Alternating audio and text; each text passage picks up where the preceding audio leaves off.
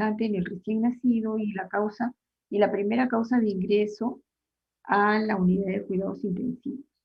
La unidad de cuidados intensivos básicamente se diferencia de las unidades de cuidados intermedios en los tipos de asistencia respiratoria. En las unidades de cuidados intensivos se usa asistencia ventilatoria invasiva y en las unidades de cuidados intermedios se usa asistencia ventilatoria no invasiva. Y así van disminuyendo en el grado de dificultad o en el grado de invasividad los tipos de asistencia. Entonces, básicamente, como les decía, las unidades de cuidados intensivos se diferencian entre sí o atribuyen su nombre al tipo de asistencia ventilatoria, por eso resulta siendo tan importante el conocer este tópico, ¿no? Aunque el médico general, que es para lo que ustedes están preparándose, no necesariamente tiene que tener conocimiento de los detalles de asistencia ventilatoria, sí por lo menos deberían tener una idea más o menos clara y precisa de los patologías que resultan siendo más frecuentes. Y de eso justamente ya se va a tratar y vamos a empezar la presentación de los problemas respiratorios más frecuentes del recién nacido. Entonces,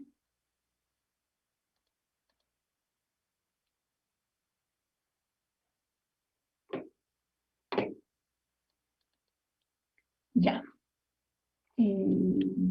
Como la presentación la he dividido en dificultad respiratoria tipo 1 y tipo 2. La dificultad respiratoria tipo 1 es la enfermedad de membrana hialina, ¿no? Y la dificultad respiratoria tipo 2 es el síndrome de aspiración meconial, el neumotórax y la taquipnea transitoria del recién nacido.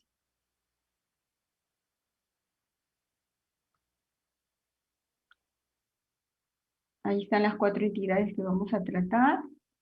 El síndrome de dificultad respiratoria tipo 1, que es la enfermedad de membrana hialina. Es la patología a la que le hemos dado mayor importancia, probablemente porque es la patología que se presenta según el estado de gravedad y probablemente una de las más graves y las más frecuentes, sobre todo, aumenta su frecuencia de presentación en los prematuros. Cuando el bebé es más prematuro, más frecuente la presentación de la enfermedad de membrana hialina. Entonces vamos a proceder a repasar lo que es la definición. Esta enfermedad es una dificultad respiratoria de inicio temprano. ¿Qué quiere decir temprano? Que puede iniciarse desde el nacimiento. Es mayor cuanto más prematuro es el bebé, es de mayor presentación y su inicio es progresivo, sí, es temprano y progresivo. Y básicamente se debe al déficit de surfactante alveolar. Este déficit de surfactante o esta sustancia surfactante hace que disminuye la tensión superficial del líquido alveolar y su ausencia conduce a lo que es un colapso alveolar o atelectasia progresiva con acumulación posterior del líquido. Ya posteriormente vamos a revisar lo que son las radiografías. El surfactante es una sustancia compuesta por fosfolípidos y proteínas. Esta sustancia, como ya les había dicho, hace que la tensión superficial la minimiza, ¿no? Y se pueda mantener el alveolo expandido a presiones, como dice acá, fisiológicas. Su producción se inicia desde las 20 semanas y se detecta a las 28 a 32 semanas y a las 35 semanas ya ha alcanzado su desarrollo completo.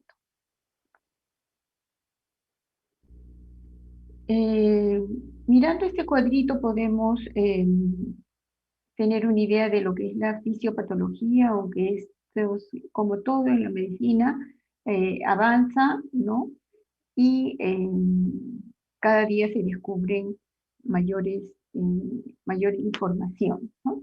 Entonces tenemos que el recién nacido prematuro, bueno, por su misma condición, tiene el pulmón inmaduro y la producción de surfactante está disminuida, ¿no? Aquí tenemos las tres, estamos aquí, con incremento de la tensión superficial alveolar, hay atelectasia. Cuando hay atelectasia, entonces no funcionan los alveolos y comienza a producirse la hipoxemia, la acumulación de CO2 y por lo tanto la acidosis tisular, ¿no? Hay incremento de la resistencia vascular pulmonar por la telectasia que ofrece resistencia al pasaje de sangre. El pulmón está como colapsado y ocurre lo que se denomina la enfermedad de membrana hialina. ¿Cómo lo vamos a diagnosticar? Por antecedentes perinatales. Con mis alumnos siempre hacemos, en todos los sucesivos casos clínicos que hemos venido revisando, les damos, como creo que en ninguna edad, como en la neonatal, los antecedentes son sumamente importantes. Entonces, vamos a tener acá los antecedentes perinatales como parte del diagnóstico, ¿no? Probablemente la madre ha tenido alguna patología que ha hecho que el parto se apresure. Entonces, vamos a tener que la madre puede sufrir una serie de problemas, problemas placentarios, problemas que ocasionan hipoxia en el recién nacido, ocasionan restricción del crecimiento, infecciones, infección urinaria sobre todo, es una causa frecuente de parto prematuro. Entonces, vamos a tener que cuando estamos ante un bebé prematuro, vamos a tener que buscar patología materna. De todas maneras, para verificar si podemos, además, por supuesto, de tratar la inmadurez pulmonar, ver si esta inmadurez pulmonar se acompaña de algún otro síndrome, de alguna otra enfermedad que podamos tratar. El cuadro clínico típico es del quejido expiratorio, ¿no? El quejido expiratorio es producto de del cierre de la glotis para que impide la salida completa del aire, del flujo de aire durante la expiración. El niño inspira, expande con mucho esfuerzo probablemente su pulmón y cierra la glotis cuando está, vamos a suponer, a la mitad de la expiración. Entonces, ¿eso qué hace? Que el pulmón se mantenga expandido, ¿no? Expandido para para evitar el colapso. Porque si el niño expira todo el aire que contiene eh, su ciclo respiratorio o su tracto respiratorio, probablemente a la siguiente inspiración le va a ser dificultosa. Y si eso se viene sucediendo, entonces la respiración va a ser cada vez más dificultosa y el bebé se va a agotar. Aunque eso no quiere decir que con el quejido no se va a agotar. De todas maneras, la respiración es dificultosa en estos bebés.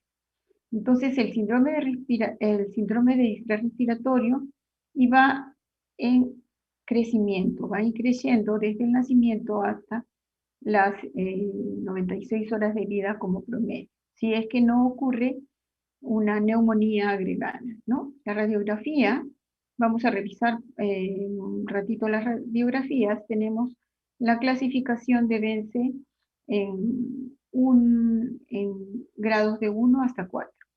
El laboratorio, si queremos confirmar nuestro diagnóstico, de todas maneras le tenemos que pedir al recién nacido un AGA y generalmente vamos a encontrar el pH de 7.25. El PCO2 en más de 40 milímetros de mercurio y la presión de oxígeno en menos de 60.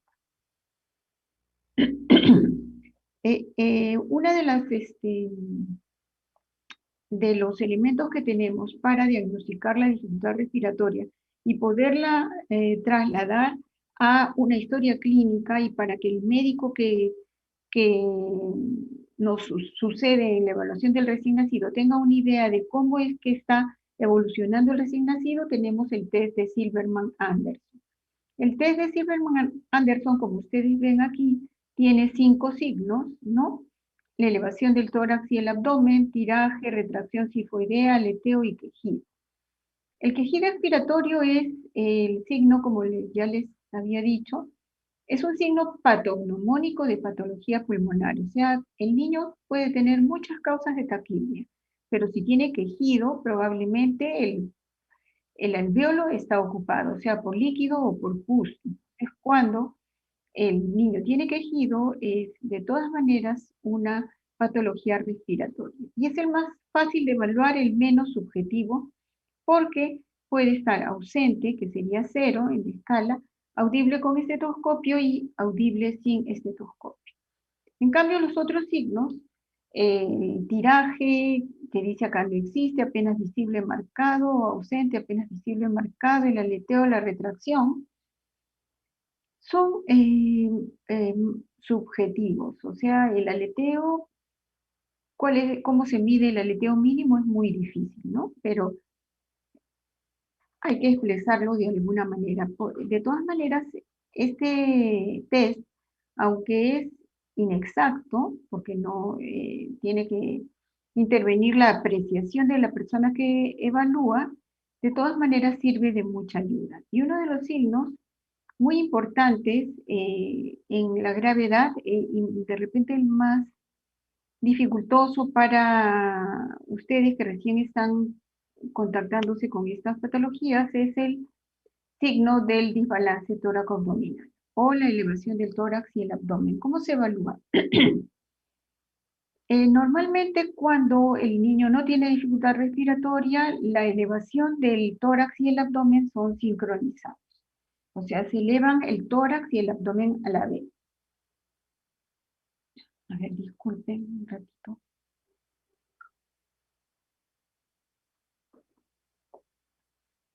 En el grado 1, acá dice poca elevación en la inspiración.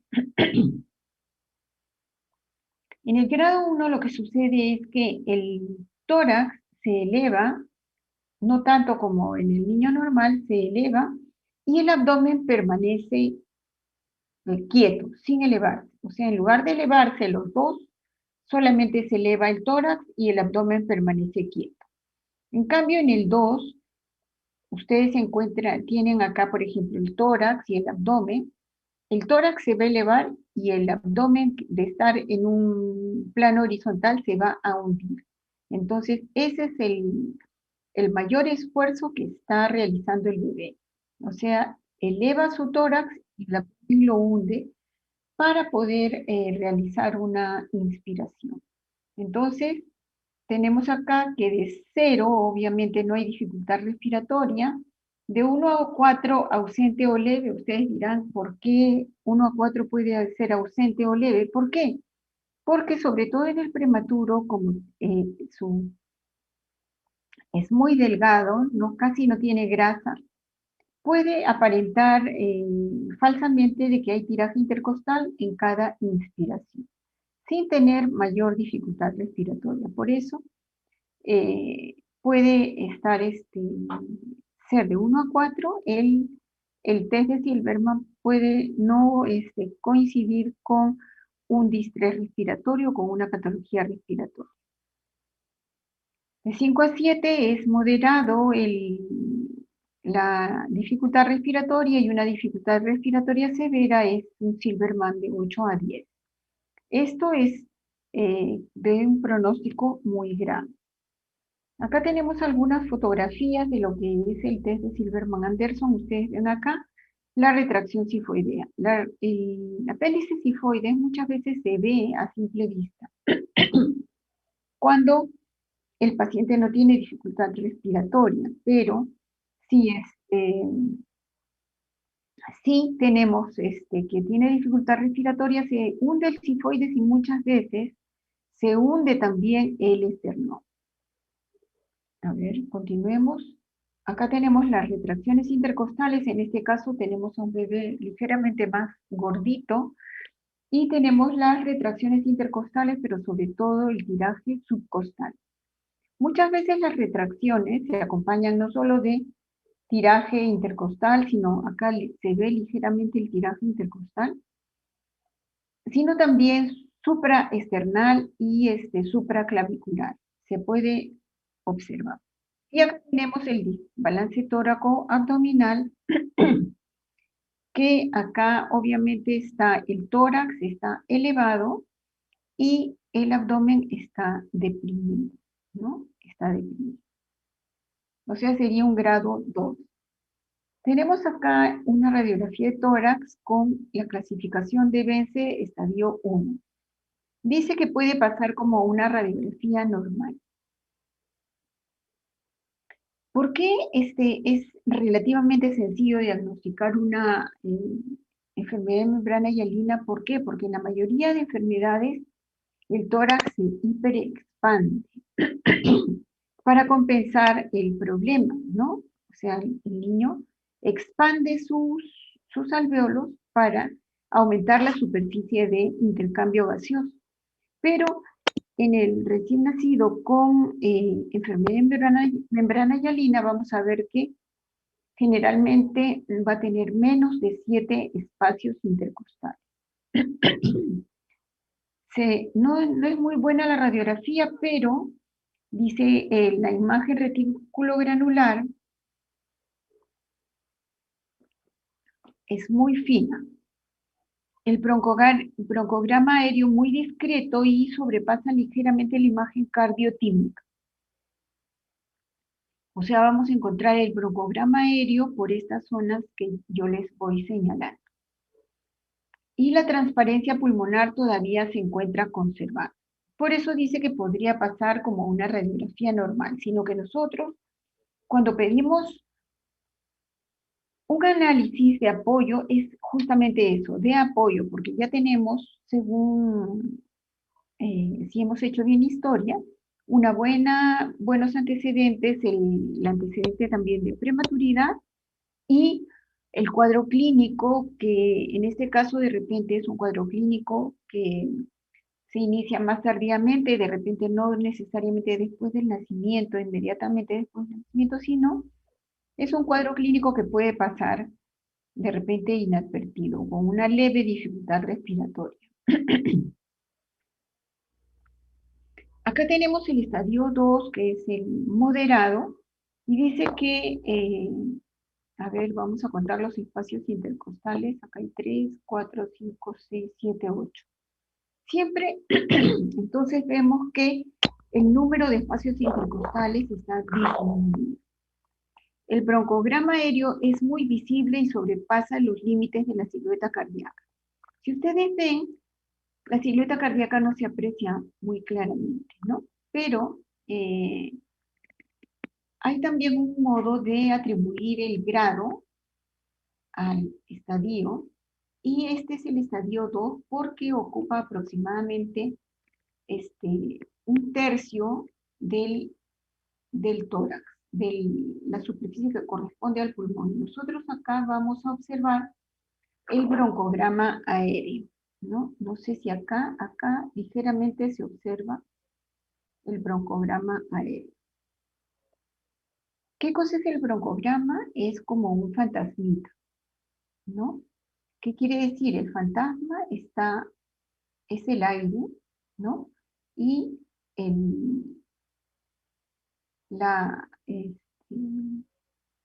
el líquido en el alvéolo hace que se transparente el aire. Entonces el líquido alveolar es como la cubierta del aire. Por eso es que nosotros vemos, aquí hay alvéolos y además hay bronquios que los atraviesan. Entonces el bronquio se deja ver porque el alvéolo lo está como cubriendo, los alvéolos en general, ¿no? Aquí vemos un compromiso mayor, ya es una forma grave, ¿no? Ya es más difícil de distinguir la silueta cardíaca. Siempre los espacios intercostales, el número de espacios intercostales también está disminuido. Acá hay 8, si no me equivoco, 1, 2, 3, 4, 5, 7, 8 espacios intercostales. Y la transparencia pulmonar ya se va eh, diluyendo, ¿no? Ya cada vez menos se aprecian los pulmones, la sombra del aire. Aquí ya definitivamente es la forma más grave, que están tomados los pulmones y prácticamente no se distingue la silueta cardíaca, y los bronquios, si ustedes los observan, se dejan ver, ¿no? Ese es el broncograma aéreo, ¿no? Este estadio, como leemos acá, es de muy mal pronóstico y su mortalidad llega a ser casi el 100% cuando el niño... Afortunadamente este tipo de casos ya los vemos cada vez menos porque tenemos el acceso a lo que es el surfactante pulmonar, que disminuye la frecuencia de presentación de este tipo de problemas, por lo menos en este grado. El laboratorio nos ayuda bastante para, sobre todo, evaluar la gravedad del distrés en el neonato. Entonces tenemos dos índices, que es el índice de oxigenación y el índice arterioalveolar. Ay, perdón.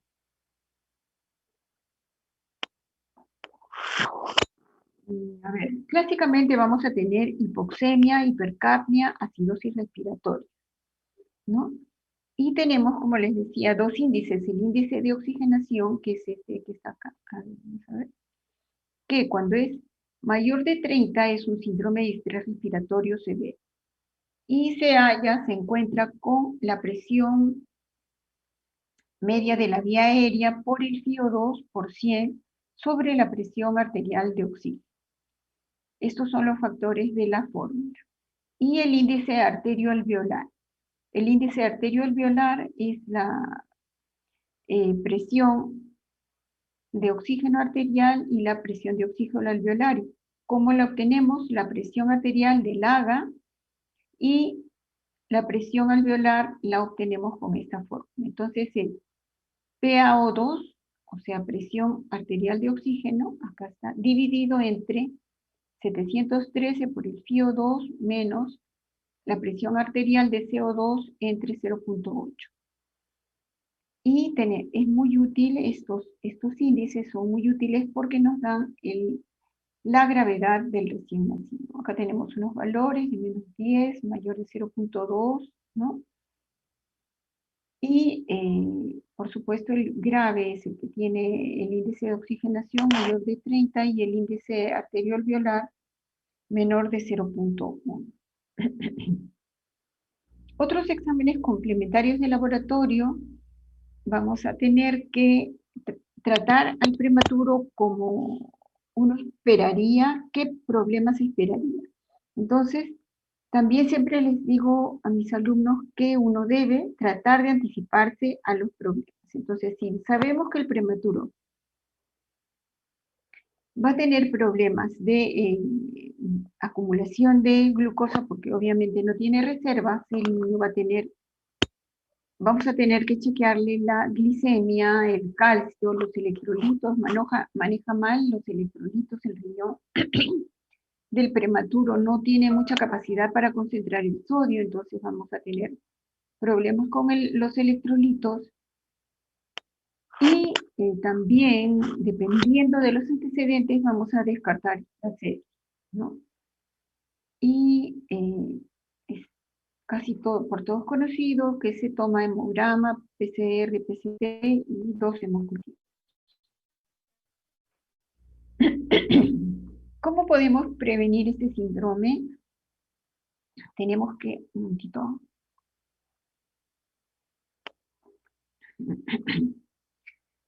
que afortunadamente el pulmón es un órgano noble, vamos a decir, que puede ser sujeto de alguna manipulación, entre comillas, porque nosotros podemos inducir la maduración pulmonar aplicando estas medicinas. Sino, cuando se descubra cómo se madura el cerebro, va a ser lo máximo. Pero el cerebro es algo, es probablemente de los órganos del cuerpo humano el único que no madura cuando sale el individuo hacia el medio externo. Entonces, eh, y les decía que los pulmones se pueden madurar hasta dentro del útero. Entonces, cuando el niño tiene de 24 a 34 semanas, podemos usar la betametasona en estas dosis de 12 miligramos cada 24 horas en dos dosis. Se puede dar 24 horas y 7 días antes del parto. Cuando es menos la edad gestacional, reduce la severidad, y cuando tiene de 29 a 34, reduce la incidencia. O sea, puede hacer que este síndrome se evite. Entonces, si tenemos la posibilidad de posponer el parto, es lo mejor que le podría pasar a un niño, ¿no? Ingresar a una maternidad para tratar de controlar los problemas que estén haciendo que haya un parto prematuro. Entre ellos, la más frecuente, o uno de los más frecuentes, es la infección urinaria, que acelera el trabajo de parto, o si no, la toxemia también. Entonces podemos ingresar a la mamá a controlarle la toxemia y a monitorear al bebé, ¿no? Hacerle todos los análisis que se requieran para ver su vitalidad, los test de bienestar fetal que se conocen, y tratar de posponer el parto. Las ecografías también ayudan mucho, el, el cálculo del flujo Doppler. Cuando el flujo Doppler va del recién nacido hacia la mamá, va muy bien. Entonces, cuando el flujo Doppler se hace bidireccional, o sea, va de la madre al recién nacido, perdón, yo he dicho del recién nacido a la mamá, ¿no? El flujo debe ser de la mamá al recién nacido. Cuando se hace bidireccional, del recién nacido a la mamá y viceversa, ahí ya estamos en problemas. Y cuando se hace el flujo solamente del recién nacido hacia la mamá, ahí ya es un tremendo problema y ese niño tiene que salir inmediatamente. Entonces, la ecografía es un instrumento que nos ayuda mucho para ver en qué momento va a nacer el niño. Y tenemos que tratar de posponer lo, lo mayor posible, el mayor tiempo posible, la salida del bebé, ¿no? A ver, sigamos avanzando. Entonces, ¿qué hacemos cuando tenemos un bebé prematuro? Es muy importante esta parte de acá, la estabilización en la sala de parto.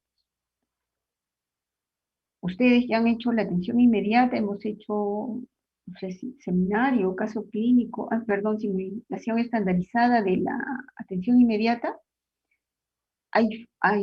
Por lo menos entre mi grupo ha habido un foro y la mayoría se ha olvidado de lo que es el apego. Y el clampaje tardío es algo muy, muy importante, y fue una pregunta del foro que se hacía cuando nacía un prematuro. Entonces, según el grado de vitalidad que tengamos del bebé, según cómo lo veamos, según su edad gestacional, debemos tratar de realizar un clampaje tardío. Es decir, de 1 a 3 minutos. Si no es posible, si el bebé está en muy mal estado general, si viene muy mal, si está infectado, qué sé yo, se le dice al ginecólogo que corte el cordón la mayor longitud posible. ¿Para qué? Para tener más superficie, más cantidad de sangre dentro del cordón. Entonces se produce al escurrimiento del cordón. Y se le cubre para que no pierda calor y no gaste sus energías con una bolsa plástica. Se usa el CPAP.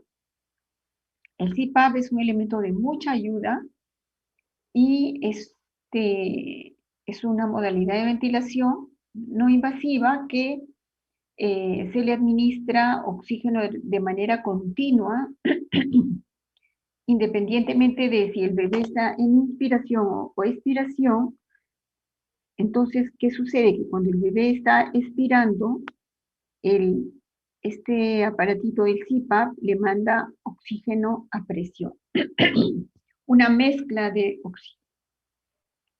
Y se empieza con 6 a 8 centímetros de agua, que es completamente diferente a la presión que uno usa cuando ventila, que es de 20 a 25, ¿no es cierto?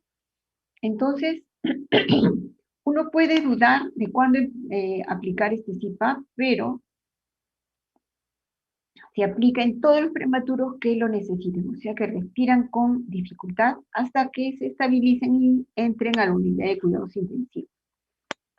Pero sí, generalmente se aplica en la mayor parte de bebés de menos de 30 semanas, que no requieren intubación o que respiran espontáneamente, sin mayor dificultad. Se le aplica si tenemos un bebé que tiene una dificultad respiratoria desde el nacimiento, se le traslada a la unidad de cuidados intensivos y se aplica el surfactante natural. Acá dice después de las 2 horas de vida, que es cuando el bebé tiene una dificultad respiratoria no muy marcada, no muy patente, y es progresiva. Y nosotros, por los antecedentes obviamente y por la edad gestacional, vamos a suponer que tiene membrana hialina y le ponemos el surfactante natural. Pero tenemos este otro criterio, que es que el bebé requiere más de 30% de FiO2 para tener una saturación adecuada. Entonces, pero si el bebé tiene dificultad respiratoria desde que nace nosotros le podemos aplicar el surfactante natural, que es el Poractán, a 200 miligramos por kilo, que es lo que actualmente se tiene ya por consenso, ¿no?, de tratamiento. Y con el método INSURE, que es que nosotros lo intubamos al bebé o le pasamos una sonda por la tráquea, le colocamos el surfactante y le retiramos la sonda. Ese es el método INSURE. No necesariamente se le tiene que intubar, o sea, con un tubo endotraqueado. Se le puede administrar con una sonda. Después se continúa, bueno, el CPAP, depende de, como les decía, del grado de dificultad, o se le administra la ventilación mecánica para evitar todos los problemas de gases en sangre que tiene este recién nacido, y se usa la cafeína de rutina. Aquí está una demostración de cómo es que se está aplicando. Acá se está aplicando el surfactante por un tubo endotraqueal. Las complicaciones son neumotórax, enfisema intersticial. Estos son generalmente producto de la ventilación mecánica a mucha presión. Hemorragia pulmonar también puede haber, retinopatía del prematuro y displasia broncopulmonar.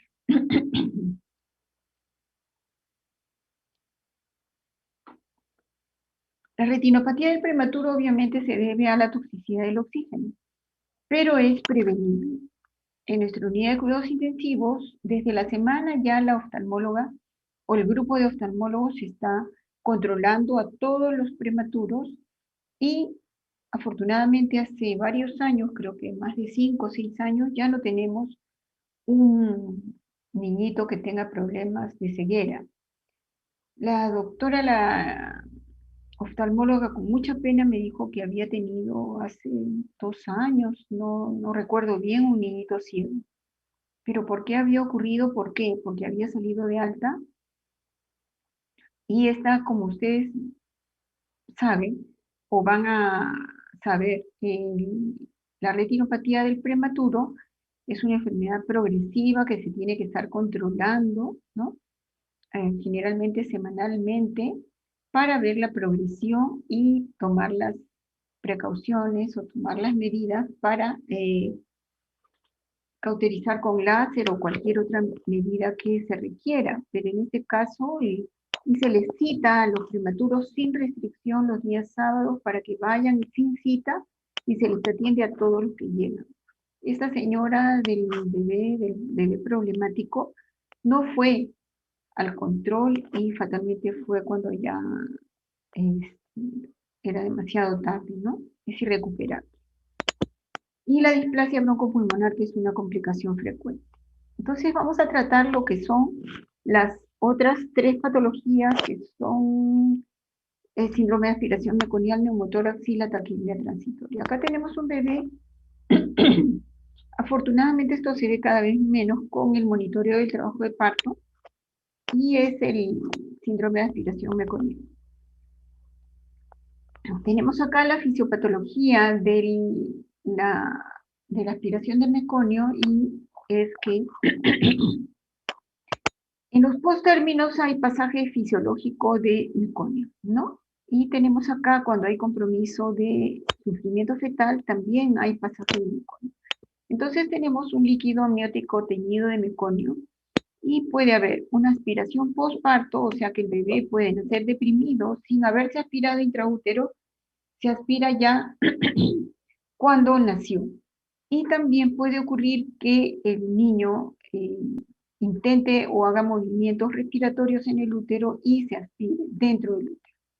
Entonces vamos a tener que hay obstrucción de la vía aérea periférica, obstrucción de la vía aérea proximal y neumonitis química, ¿no?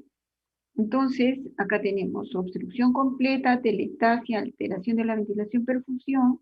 Acá tenemos parcial, efecto de válvula, atrapamiento y fuga de aire.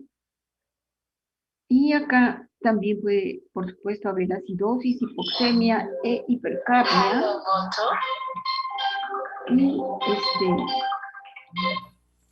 Y perdón, disculpen. Y también podemos tener hipertensión pulmonar persistente con remodelación de la vasculatura pulmonar. Entonces tenemos grados diversos de afectación del pulmón. Aquí es relativamente sencillo ver el efecto de válvula. ¿Por qué? Porque el tapón de meconio adquiere la forma de los bronquios y se convierte, pues, como ya les estaba diciendo, en un tapón. El bebé inspira, el aire pasa, pero cuando expira el bronquio se contrae y el aire no puede salir. Entonces cada vez que inspira, sigue inspirando, el pulmón se dilata más y es ahí donde ocurren las fugas de aire. Entonces acá en la clínica tenemos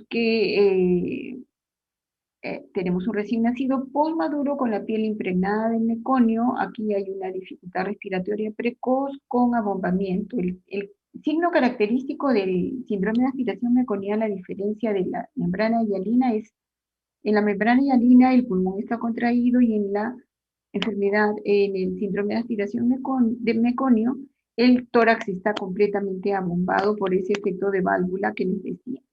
En un grado ya mayor tenemos cianosis, hipertensión pulmonar, hipoxemia, y ya si el compromiso es muy grave, tenemos síntomas de asfixia, convulsiones, insuficiencia renal aguda, CID, dependiendo de las patologías subyacentes del recién nacido. Entonces vamos a tener la clasificación leve, moderada y grave, con lo que ya les había dicho en la diapositiva anterior, ¿no? Obviamente tiene una dificultad respiratoria más discreta, no hay alteración de los gases y así sucesivamente, ¿no?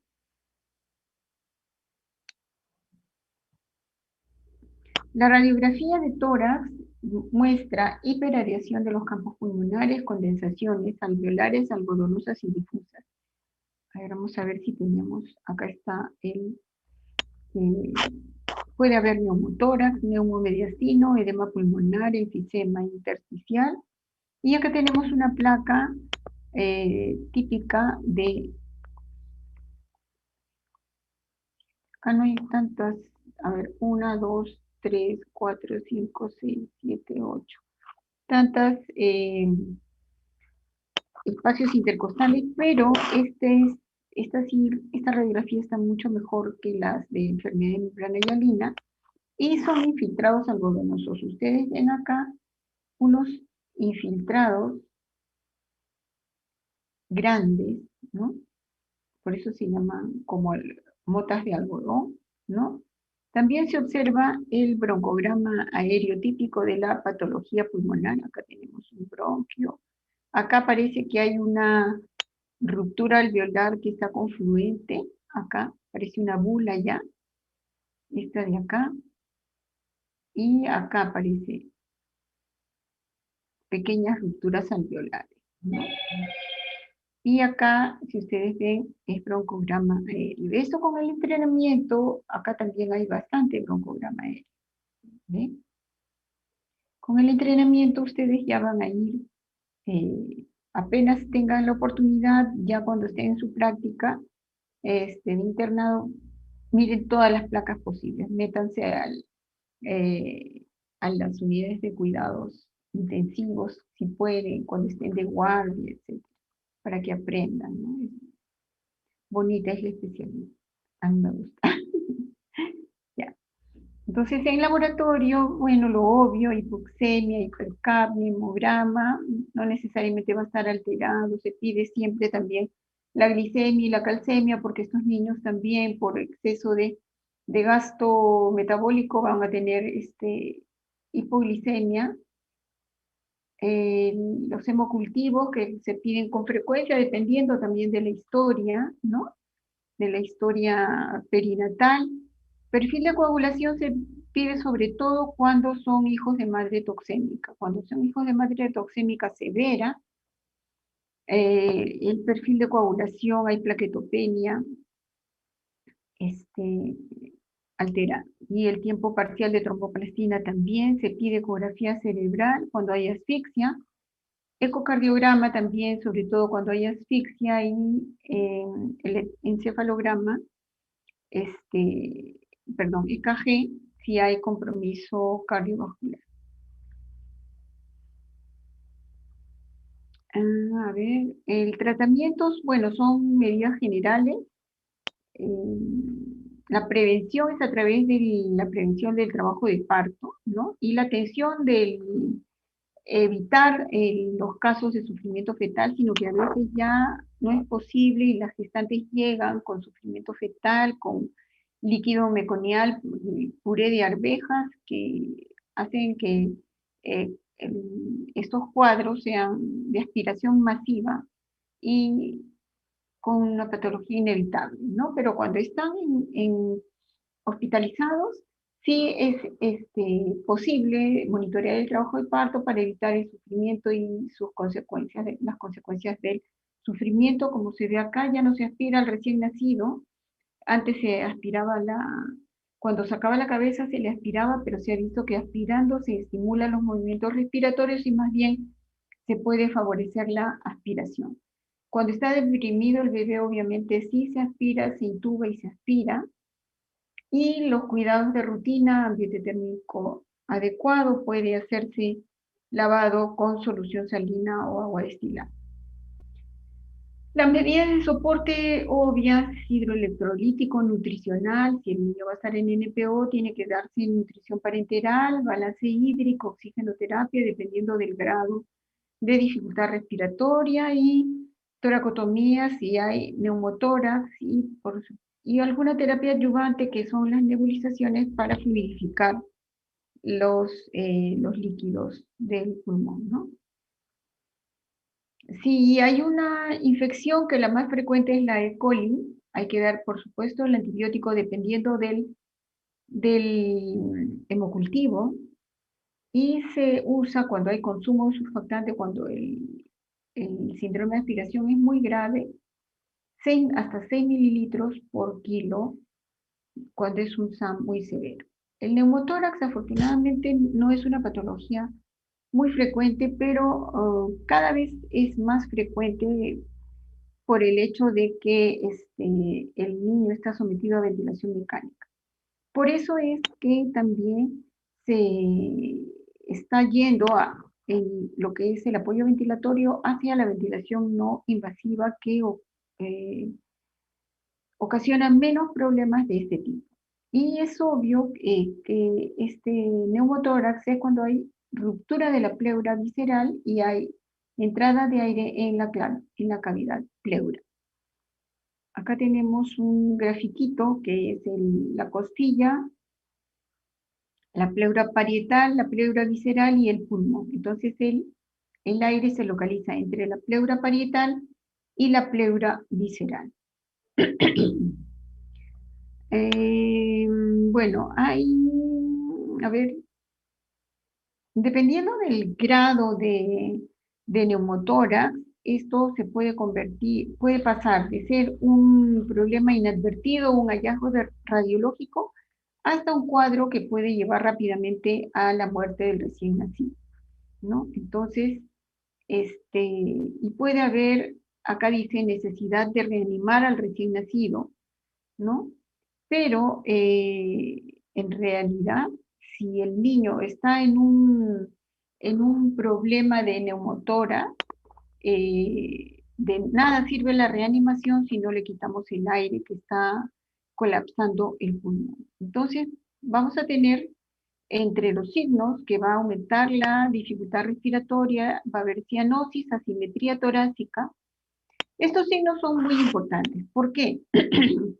Porque no hay tiempo. Generalmente cuando hay este problema, el neonatólogo o el pediatra que esté de turno no tiene tiempo de tomar una radiografía, no tiene tiempo de llamar al cirujano de tórax para que haga el drenaje o al cirujano pediátrico. Entonces, ¿por qué? Porque es un síndrome que lleva rápidamente a muerte, por eso estos signos son muy importantes. La simetría torácica, hay un lado abombado y un lado hundido, ¿no?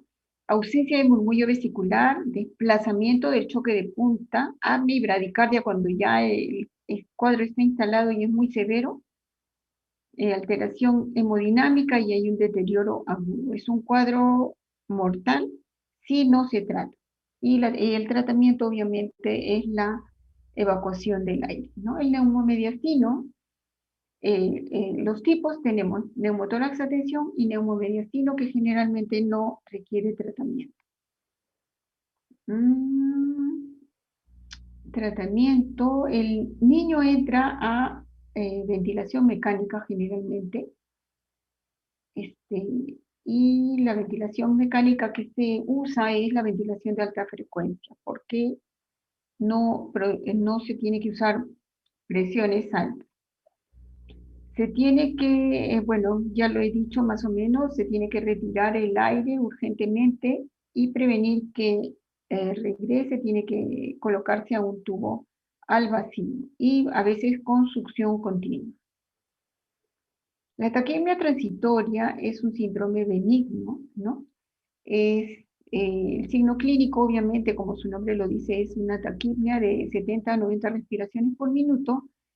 Puede haber, dependiendo del estado general del niño, de la delgadez de la pared, puede haber retracciones intercostales, la saturación de oxígeno puede ser normal y generalmente no requieren oxígeno suplementario. Puede prolongarse varios días, se dice que generalmente menos de 3 días, generalmente 2 días. Se denomina pulmón húmedo y es una alteración leve, autolimitada, no está perfectamente aclarada cuál es la causa. El líquido generalmente no se reabsorbe de manera completa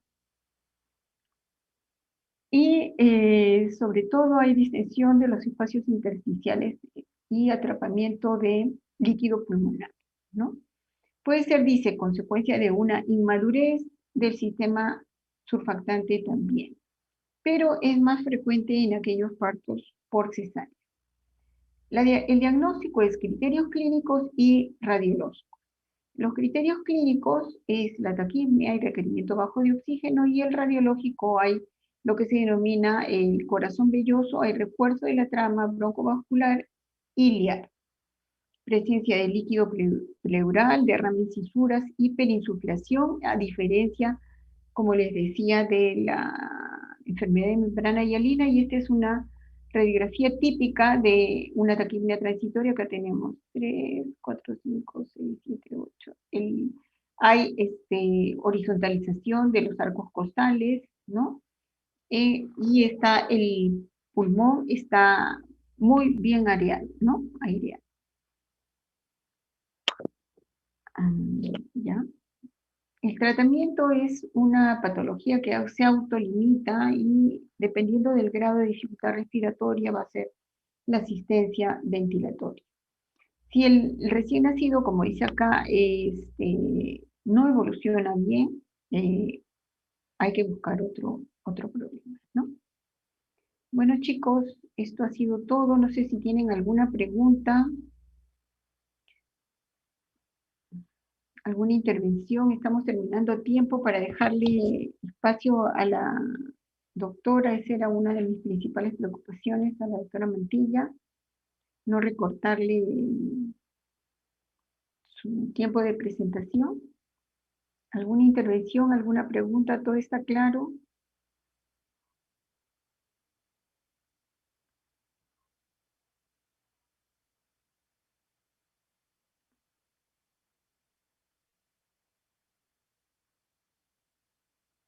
A ver.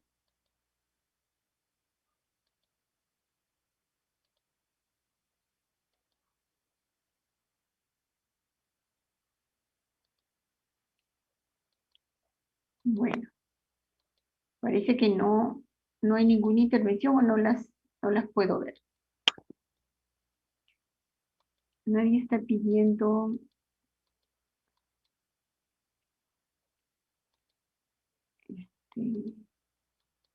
entrar. Estoy viendo algunos de mis alumnos.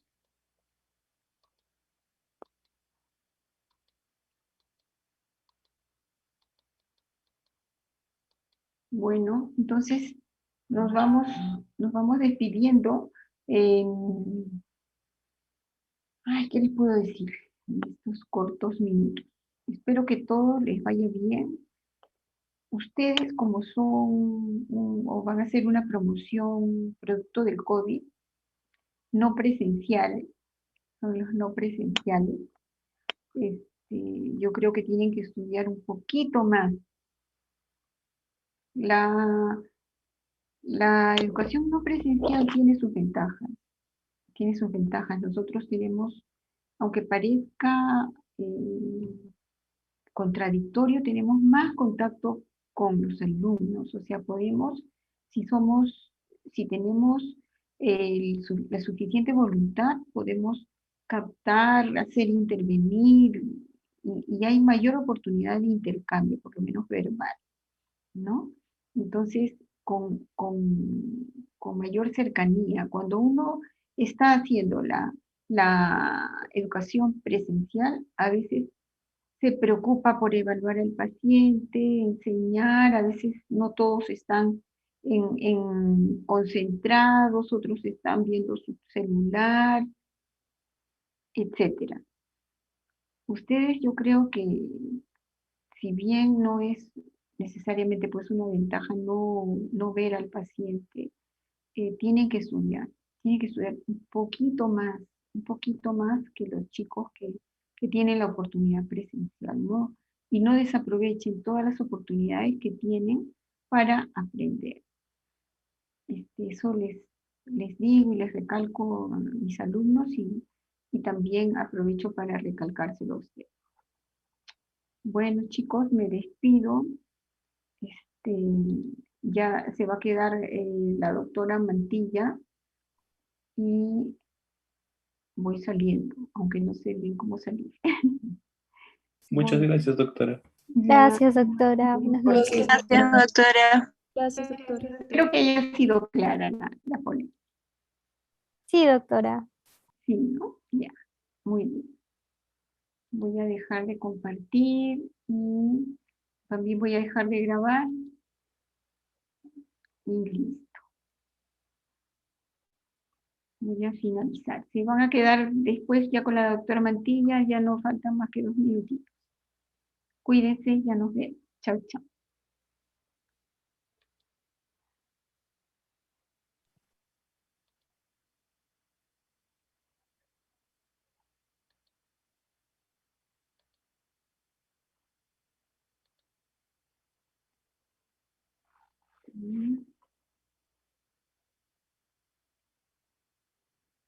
Tengo que asignar un nuevo anfitrión.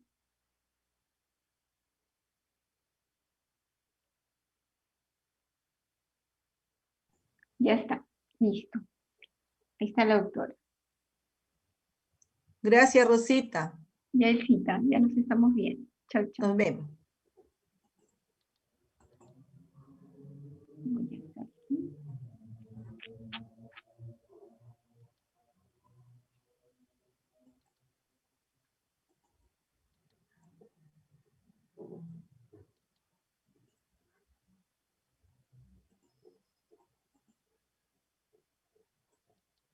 Tú ya entraste, ¿no, Elcita?